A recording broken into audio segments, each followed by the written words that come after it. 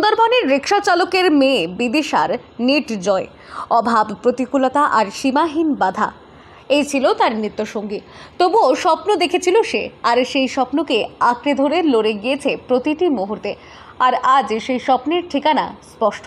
Doctor হওয়ার পথে বড় এক ধাপ এগিয়ে গেল উত্তর 24 পরগনার হিঙ্গলগঞ্জের মেয়ে বিদিশা। সুন্দরবনের এক কোনায় বাঁশতলা গ্রামের অতি সাধারণ এক পরিবারে জন্ম বিদিশার। বাবা কলকাতায় রিক্সা চালিয়ে কোনো মতে সংসার চালান।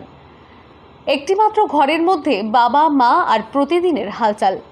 পড়ার কোনো নিরিবিলি পরিবেশ নেই আলাদা পড়ার টেবিল কিংবা নিটের জন্য কোচিং করার মতো সামর্থ্য। তবুও থেমে যায়নি বিদিশার লড়াই। বিদিশা বলছে, আমি প্রথমে ভেবেছিলাম নার্স হব, কিন্তু বাড়ির বড়দের আমি মজা করে বলেছিলাম হ্যাঁ ডাক্তার হবো। ডাক্তার স্বপ্ন কখন আসেনি?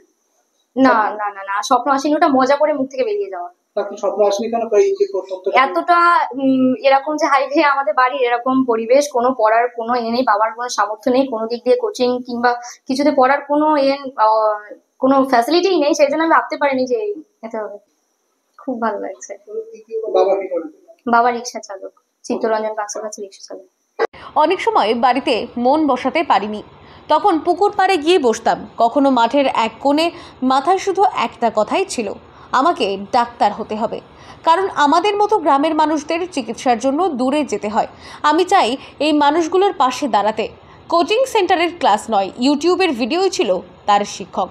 প্রখর ইচ্ছাশক্তি আর নিজের ওপর অগাধ বিশ্বাসী ছিল তার আসল পুঁজি। তো পরিশ্রম করি, তার মধ্যে মেয়ে তার জায়গাটাই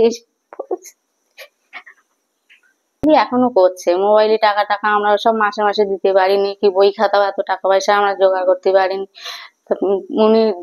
ওনারা দিয়েছেন, এই পর্যন্ত এখনো দিচ্ছেন। সে সেবা করবে। আমরা যে বহু কষ্টে বাস করে আছি, কি মানুষ পরিষেবা পাচ্ছি না, সেরকম কষ্ট করে আমরা টাকা পয়সার অভাবে ডাক্তার দেখাতে পাচ্ছি না, সেরকম ভাবে যেন আমার মেয়ে অভাবের মধ্যে দিয়ে সেই জায়গায় যেন পরিবেশ পরিস্থিতিটা বুঝে তাদেরকে সেবা যত্ন করে।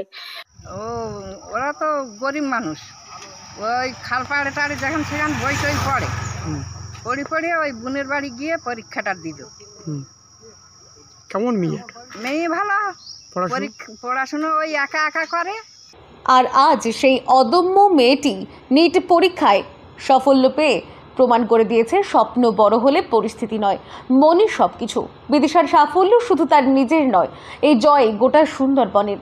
এই জয় সেই সব মেয়েদের যাদের বাঁচিয়ে রাখে শুধু সাহস আর সাধনায়।